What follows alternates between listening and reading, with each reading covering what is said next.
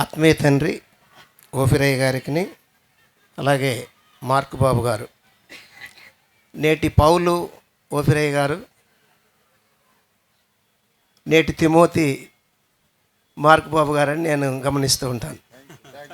ఎందుకంటే సర్వసత్యం వ్యాపింప చేయటానికి thank you బాబు అయ్యగారిని ఎంబడించి సర్వసత్యం ప్రపంచానికి యథార్థవాది టీవీ ద్వారా అనేక ప్రశ్నలకు, వేల ప్రశ్నలకు సమాధానం చెప్పిస్తూ ఉంటారు మార్క్ బాబు గారు. చాలా సంతోషం. అయ్యగారు, నాదొక ప్రశ్న. ఈ మాట చాలామంది రకరకాలుగా బోధిస్తున్నారు. యెషయా గ్రంథము 7వ అధ్యాయము 14 నుంచి 16 వచనాలు ఉన్నటువంటి మాట. కాబట్టి ప్రభు తానే ఒక సూచన మీకు చూపును, ఆలకించుడి, కన్యక గర్భవతి కుమారుని కని అతనికి ఇమ్మానుయేలును పేరు పెట్టెను. కీడును విసర్జించుటకును మేలును కోరుకున్నట్టుకును అతనికి తెలివి వచ్చినప్పుడు అతడు పెరుగును తేనెను తినును. ఇది ప్రశ్నయ్య గారు. పెరుగును తేనెను తినును అనేది రకరకాలుగా బోధిస్తున్నారు. ఆ తర్వాత మరొక ఆ మాటయ్య గారు అక్కడ కీడును విసర్జించుటకును మేలును కోరుకొనుటకును బాలునికి తెలివి రాకమునుపు నిన్ను భయపెట్టు, ఆ ఇద్దరు రాజులు దేశమును పాడు చేయను. ఇద్దరు రాజులు భయపెట్టేది ఎవరిని? యేసుప్రభునేనా? ఈ పెరుగు ఆ తేనె తినేది ఎవరు అనేది రకరకాలుగా బోధిస్తున్నారు. దీనికి స్పష్టమైన వివరణ ప్రపంచానికి మీరు ఇస్తారని నేను ఆశపడి ఈ ప్రశ్న అడుగుతున్నాను. అయ్యా, చాలా కాలం కిందట ఈ ప్రశ్నకు నేను సమాధానం చెప్పాను. మార్క్ బాబు, మీ దగ్గర మనం మొదలు పెట్టకముందా? రైట్ సరే, కూర్చోండి ఆశీర్వాదం గారు, చెప్తాను. ఇది బైబిల్ వ్యాఖ్యాన సూత్రాలకు సంబంధించినటువంటి ఒక అంశము. అందరూ దయచేసి శ్రద్ధగా ఆలకించండి.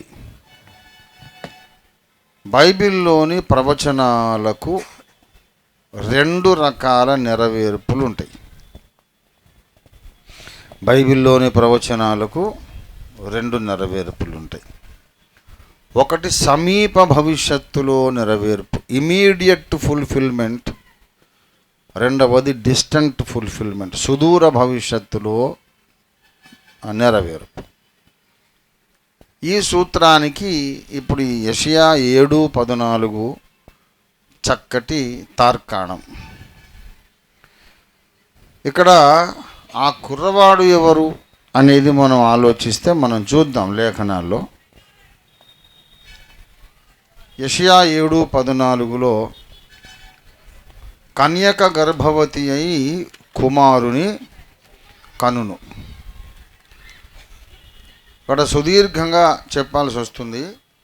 కన్యక గర్భవతి అయి కుమారుని కనును అన్న తరువాత మరి 8వ అధ్యాయము 3వ వచనంలో నేను ప్రవక్త్రి యొద్దకు పోతిని, ఆమె గర్భవతి అయి కుమారుని కనగా. ఇక్కడ 7:14 ఒక కుమారుని జన్మ ఉంది, 8:3 ఒక కుమారుని జన్మ ఉంది. యెషయా ఫస్ట్ పర్సన్లో చెబుతున్నాడు, నేను గర్భవతి యొద్దకు పోగా ఆమె కుమారుని కను. అంటే యెషయా ఫ్యామిలీ విషయం అది. ఇక్కడ 2 విషయాలు తెలుస్తాయి మనకు. యెషయా భార్య కూడా ప్రవక్త్రి. ఇప్పుడు అది మరీ పర్సనల్ విషయం కదా, చాలా ప్రైవేట్ విషయం. నేను నా భార్య దగ్గరికి పోయాను, ఆమె గర్భవతి అయిందని మనకు ప్రజలకు చెప్పాల్సిన అవసరం లేదు. ఆమె గర్భవతి అయి కుమారుని కన్నది. ఆ తర్వాత 4వ వచనం, ఈ బాలుడు నాయనా అమ్మా అని అననేరక మునుపు అష్షూరు రాజును అతని వారును దమస్కు యొక్క ఐశ్వర్యమును షోమ్రోను దోపుడు సొమ్మును ఎత్తుకొని పోవుదురా నేను. అది ఈ అష్షూరు రాజు ఒకడు. తర్వాత ఇంకొకటి చెప్పండి, షోమ్రోను అంటే ఇశ్రాయేలు 10 గోత్రాల యొక్క రాజధాని. యూదా బెన్యామీను గోత్రాలు కలిసినటువంటి యూదా రాజ్యము దావీదు వంశీకుల పరిపాలనలో ఉంది. యరొబాము కాలంలో 10 గోత్రాలు చీలిపోయి ఇశ్రాయేల్ రాజ్యం ఏర్పడింది. దానికి రాజధాని షోమ్రోను, దాన్నే సమరయ అని కూడా అంటారు. ఇప్పుడు ఏంటంటే యూదా రాజులకు విరోధంగా పోరాడడానికి ఈ యరొబాము ద్వారా ప్రారంభించబడినటువంటి ఇశ్రాయేల్ రాజ్యము అషూరు రాజు తోడు తెచ్చుకున్నారు.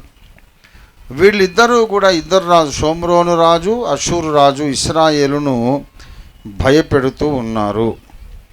7:1 చూడండి. యూదారాజైన ఉజ్జియా మనుమడును యోతాము కుమారుడునైన ఆహాజు దినములలో సిరియా రాజైన రెజీనును ఇశ్రాయేలు రాజును రెమల్యా కుమారుడైన పెకహును యుద్ధము చేయాలని యెరూషలేం మీదకి వచ్చారు. ఇది నేను చెప్పిన విషయం. అషూరు రాజు, ఇశ్రాయేల్ రాజు కలిసి యూదా దేశం మీదకి వచ్చారు. ఆ ఇద్దరు రాజులు ఇప్పుడు నాశనం అవుతారు అనేది దేవుడు చెప్తున్న ప్రవచనం. ఆ ఇద్దరు రాజులు ఎప్పుడు నాశనం అవుతారంటే, ఒక పిల్లోడు పుడతాడు, వాడికి జ్ఞానం రాకముందు, అమ్మా నాన్న అనకముందు ఆ ఇద్దరు రాజులు నాశనం అవుతారు. అది యెషయా జీవిత కాలంలోనే జరిగింది. గనక యెషయా 7:14కు యెషయాకే ఓ కొడుకు పుట్టడం, వాడు పెద్దోడై పెరుగు తేనె అంటే తిన్నాడు, అంటే పాలు విడిచాడనమాట. పాలు విడిచి అమ్మా నాన్న అని వాడు పిలవకముందు ఇటు ఈ యూదా ఇశ్రాయేలు రాజు, తర్వాత సిరియా రాజు నాశనం అయిపోయారు. వీళ్లను ఆ భయము నుండి దేవుడు విడిపించినాడు అనేది ఇమీడియట్ ఫుల్ఫిల్మెంట్, సమీప భవిష్యత్తులో ఫుల్ఫిల్మెంట్. దీనిని సుదూరమైన డిస్టెంట్ ఫుల్ఫిల్మెంట్ ఏంటంటే, సుదూరంలో కాలంలో నెరవేర్పు మన ప్రభువైన యేసు జననం. ఈ కారణాన్ని బట్టి కన్యక గర్భవతి అయి కుమారుని కనును అని రాయడానికి హెబ్రీ భాషలో యెషయా ఏ మాట వాడాడంటే, యవనస్తురాలైన స్త్రీ అని కానీ, పురుష స్పర్శ ఎరుగని కన్యక అని కానీ, ఈ 2 అర్థాలు దానికి ఉన్నాయి.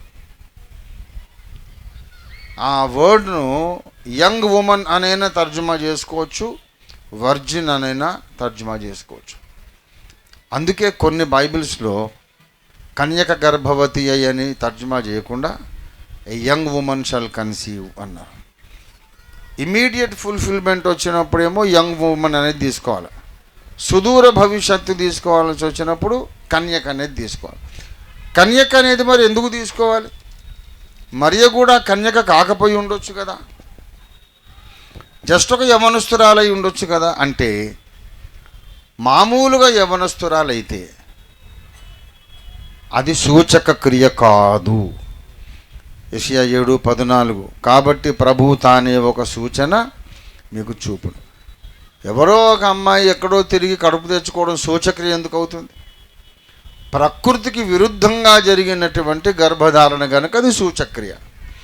కనుక మరియమ్మ దగ్గరకు వస్తే ఆ మాటకు అర్థం కన్యక. ఇమీడియట్ ఫుల్ఫిల్మెంట్ యెషయా భార్య దగ్గరకు వస్తే యవనస్తురాలైన ఒక స్త్రీ.